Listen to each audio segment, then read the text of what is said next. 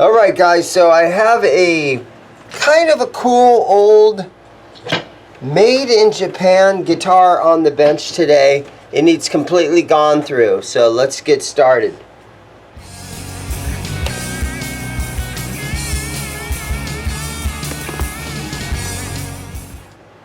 Okay guys, so on the bench today, I have to shine this thing up and get it looking good. It's an Aria Pro, and this is the RS Wildcat. So Aria Pro 2, however you pronounce it. This thing is made in Japan from back in the good old days of the 1990s, most likely.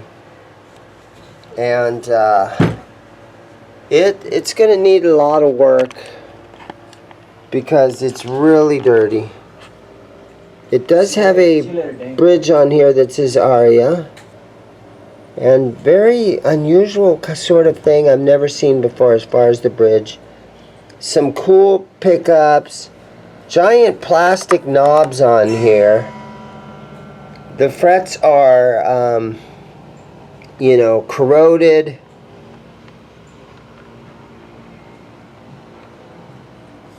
The nut is on here and seems to be still in good condition. So an RS Wildcat, and it is kind of wild where usually you see the string, the hold down bar is usually up in this neighborhood somewhere. They have it way back here for some reason, so I guess that's cool. And really old cruddy strings on it. Just a ton of dirt on it. Somebody's DNA. Got the painted neck. And you got the Aria Pro tuners on here. So I guess our first step is to test the electronic. Okay.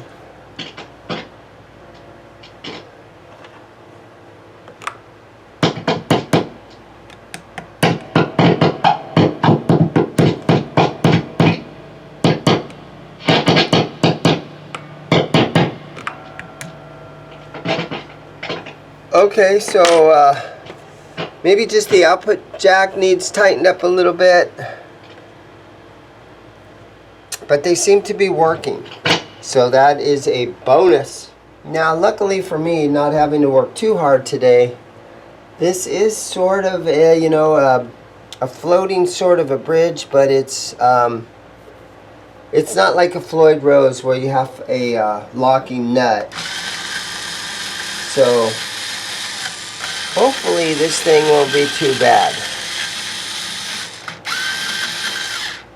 Sort of a Strat style bridge here. All 6 of the tuners look like they're working properly.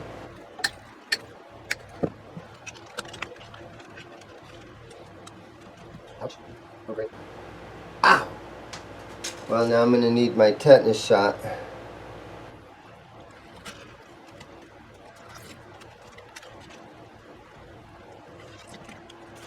It looks like somebody sort of did the Gibson wrap where they wrapped the string over once when they put these on here.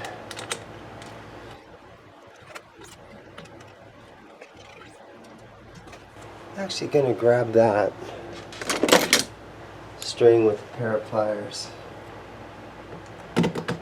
There we go. Okay, so I got the back plate off, and it looks like it's in good condition, so that's a good thing. But now we're seeing that it came with 2 springs. So I'm definitely going to add a 3rd spring. And I have a whole bunch of them right here. So let me see if I can find one that matches a little better.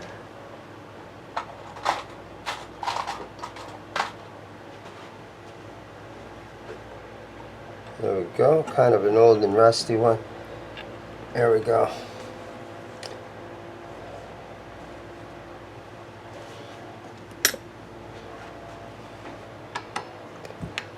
Tighten it up a little bit, because it was really leaning forward. Okay. So, now I think we just got to clean it for a while. Yeah, that string did get me right there. If my finger falls off in the next video, you guys will know why. I'm just going to put a bunch of dollar store furniture polish on here. And just sit and clean this thing for a while and get the dust off.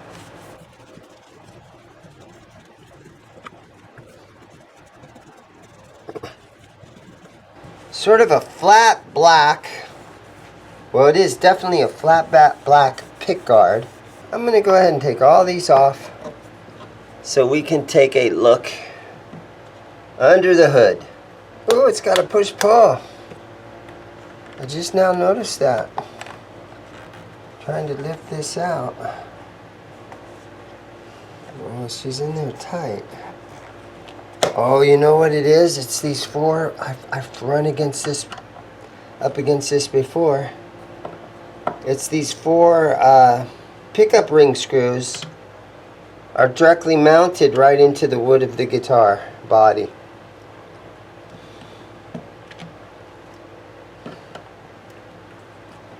These Japanese.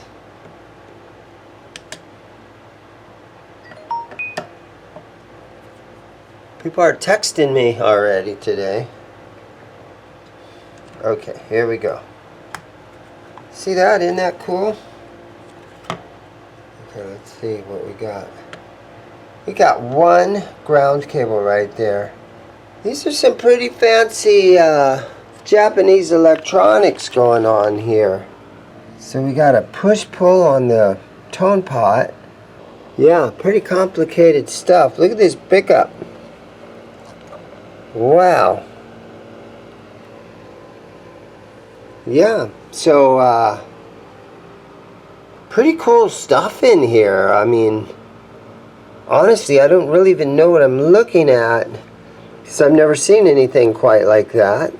But it looks like it has some sort of a circuit board on here. See where it's soldered together here. You know, it's kind of weird how the wires are exposed, but it looks super high quality. Pretty awesome, honestly. And then right here we have a 4227 752, which I don't know what that means. But yeah, this is looking like quality stuff.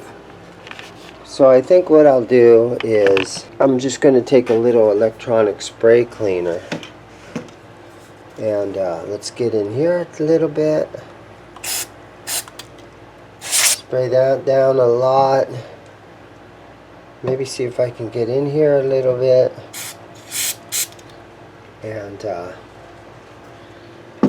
just to try to make sure that if we have any static in there, that we're kind of getting any dust out. Okay, move them around a little bit, work the dust out. Now this electronic spray cleaner, I've never had any issues with it damaging the guitar finish or anything like that. Yeah, I think we're okay. Let me just put that back together, button it up.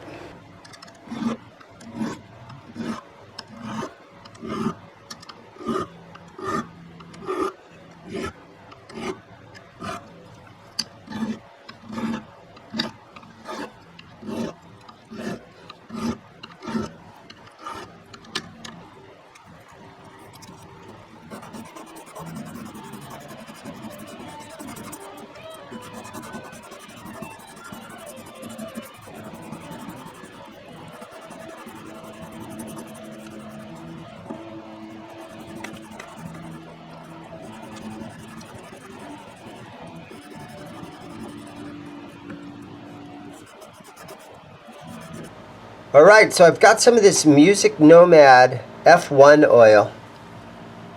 And this stuff is really thick. Does a great job hydrating.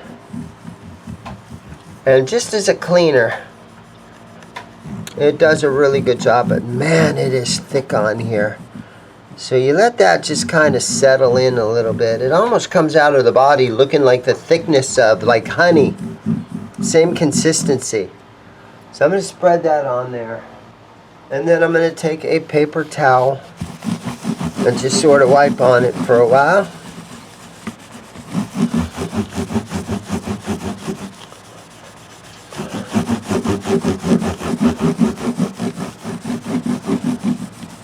The frets on this turned out pretty good, where I'm not seeing, especially down here on the first couple of frets, whereas usually where you see the most fret wear. Not seeing any fret wear on this. Maybe a little bit right there on the first fret. But overall, these frets are original and they are looking like they are in pretty nice shape. No little dents in them from the strings or anything like that. Okay, so I'm ready to string this thing up. But you know what I did here is I took a random whammy bar and I just laid it in there. And there's a lot of spring action going on there. So this guitar came in with just 2 springs on it. And I threw a third one on there. I took that third one back off. I'm going to see how it does with just the 2 springs on there. And let's go ahead and throw the strings on. And I might have to adjust that later, but today's string choice. Today's string choice. SIT Power Wound Nickel 9 through 42 extra light strings. SIT strings. Stay in tune. I went to the NAMM show when was that, in June or was it July, and I talked to the guys at SIT and they gave me a really good deal on a bunch of strings, and so I have a lot of SIT strings right now. And one thing that I like about them is there's an extra high E string and an extra high B string, so it's always good to have a couple of extra strings laying around, because, you know, shit happens, right? And you break strings. So this first package has my E string and my G string. Here's our low E string right here. And I do have, pull that, make sure it's nice and tight, so that it's seated down in that bridge properly.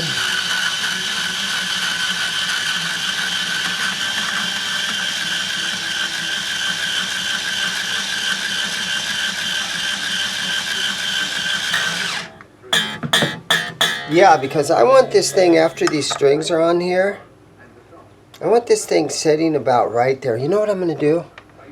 Let's go ahead and let's set this, I have an eraser, and I'm just going to set that right there. Okay, and so this is our G string.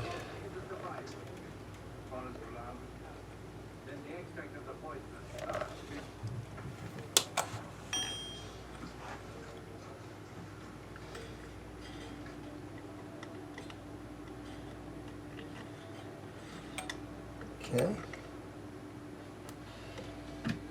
Put about 3 wraps around the tuner post. So there's 1. There's 2. Exactly 3 went around that one somehow. Go ahead and cut that off. It's kind of getting in the way.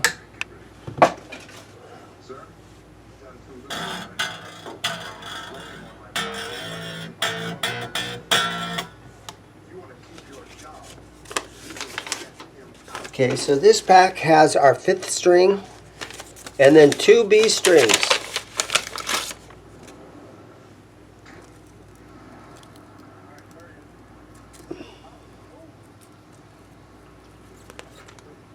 Okay, so let's see. Get the A string out of here.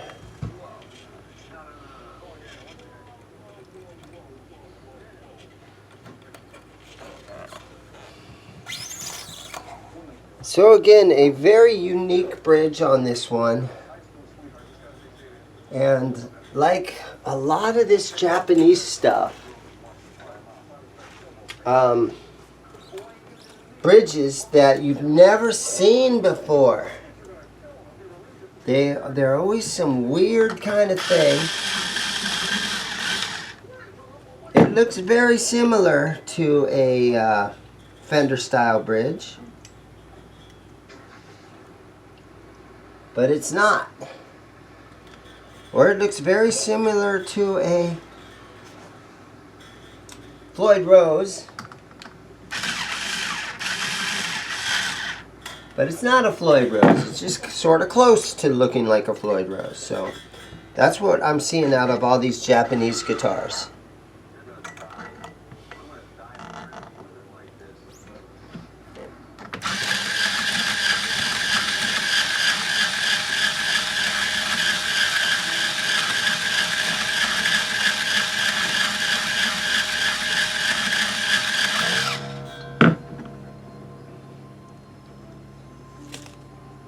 Okay, now we got a B string, which is our 2nd string, goes in right here.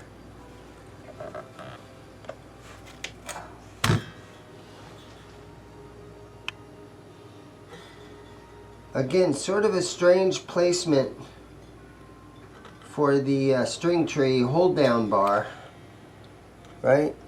The string bar here, kind of a strange spot for it.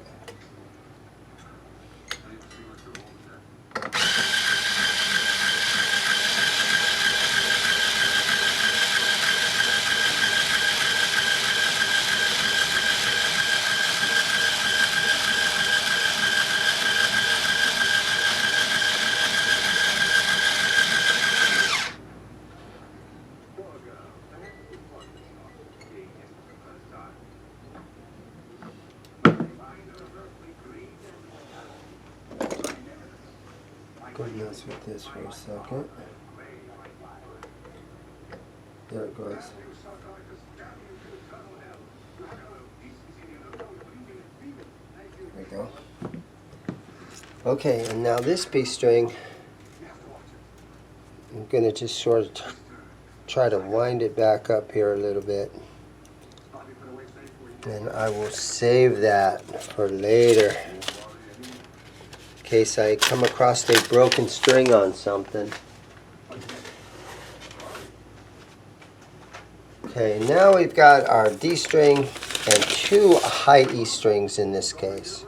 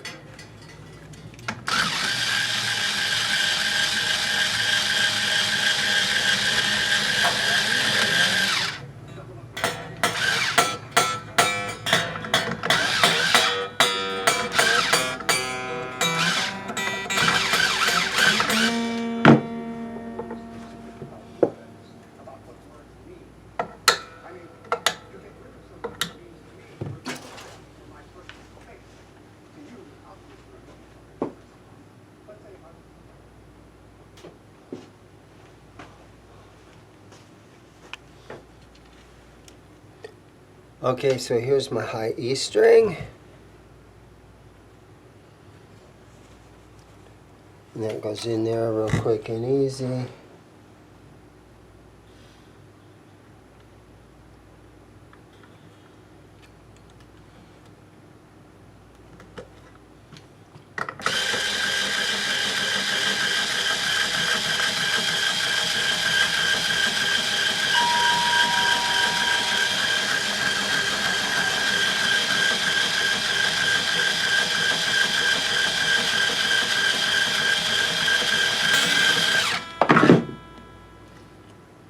Okay, so now I'm just going to tune it up and get it sort of close.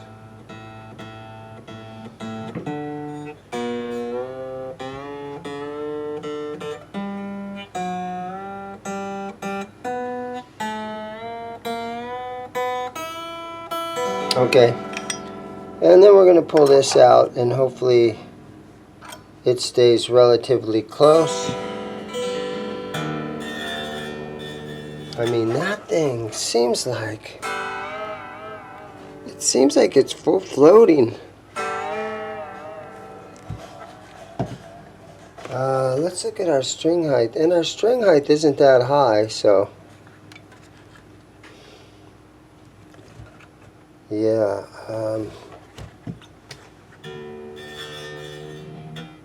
This is almost going to be like adjusting a Floyd.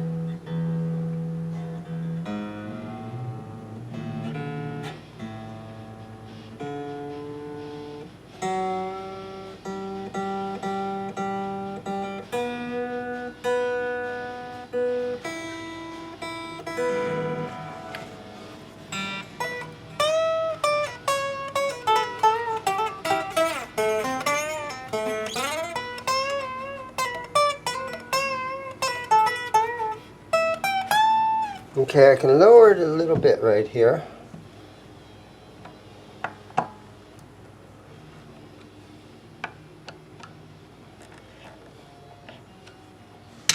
Just make sure it kind of looks straight in there.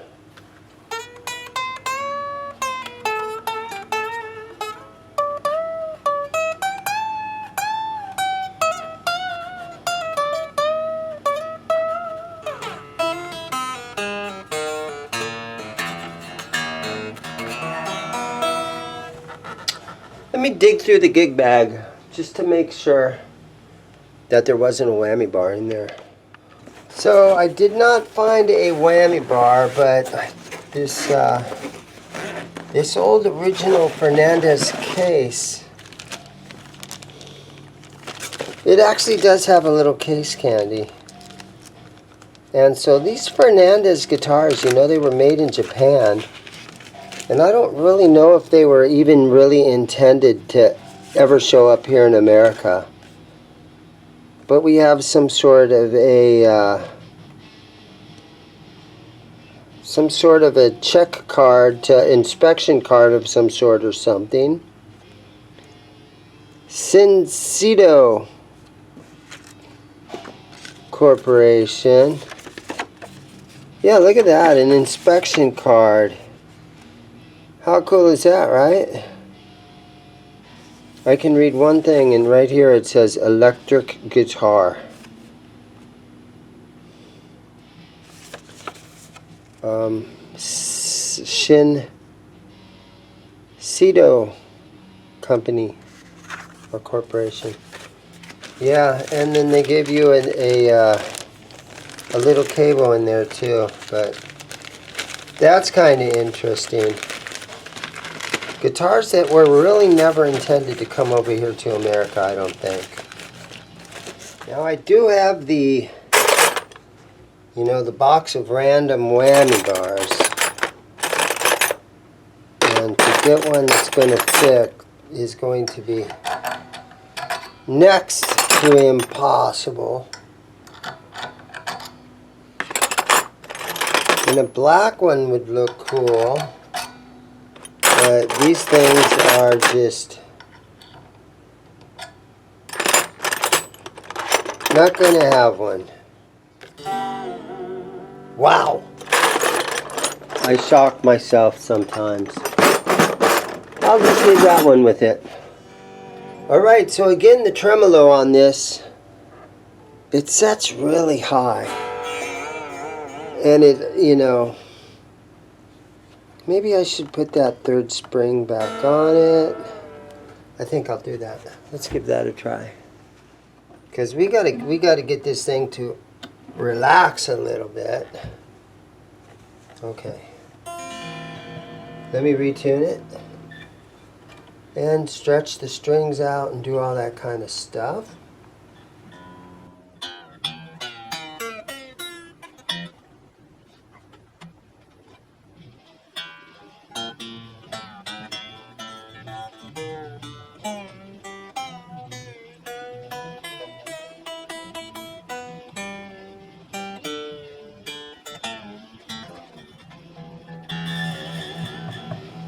This thing is like floating. Okay, now with that extra spring, it's pulling a little tight, so I'm going to back these screws off.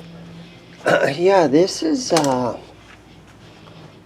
kind of crazy how it doesn't have a locking nut. I have a feeling that tuning stability on this thing, if you whammy bar at all, is just going to go way out. So for a gentle little sort of wiggle stick, I think is probably all you would really be able to do with this thing. Because again, it does not have a locking nut. And so, yeah, what can I do about it? It is what it is, a lot of people love to say. And I have to use that expression right now. It is what it is. Okay. You know, there's going to be some guy out there that collects Japanese guitars from the 1980s and the 1990s. And he's going to want this thing. And so I can sit around and complain about the engineer back in those days in Japan. You know, they didn't know what they were doing, right? I can sit and complain about them. But that ain't going to do me any good. So, there we have it, guys. It is an Aria Pro, or an Aria Pro 2. And this is the RS Wildcat.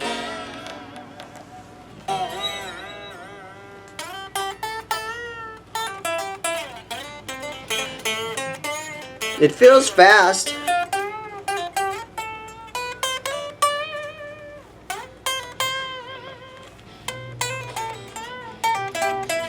And in a way, it is super fun. So, there you guys have it. Everybody, thanks for watching. Get out there. Try some different guitars out. Have a good time. And have a great day. And go buy a guitar.